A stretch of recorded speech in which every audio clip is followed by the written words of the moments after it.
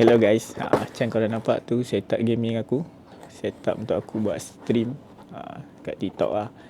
Dan aku akan main game PC, game mobile. Kejap lagi aku live lah. Dan aku bukan nak tunjuk setup aku, tapi aku nak tunjuk mic aku baru beli. Ni dia mic dia. Mic kat TikTok aku beli. Dan aku dah guna, aku dah cuba semalam. Sound dia memang sangat memang sangat clear gila. Gunakan mic ni. Suara aku sangat jelas lah bila orang tengok kan. Aku tak nak tunjuk benda ni. Tapi apa yang korang dapat bila korang beli mic, mestilah korang akan dapat satu mic dan korang akan dapat dia punya AUX dia. Ni untuk korang connect dengan roadcaster lah. Dan apa yang kau akan dapat lagi? Aku nak tunjuk korang dengan lebih dekat lah mic dia. Jom. Ni buang.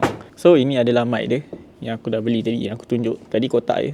Tapi ni mic yang dah dibuka. So kalau korang tengok sini kan, ni ada volume dia untuk korang kuatkan dan ada echo dia juga.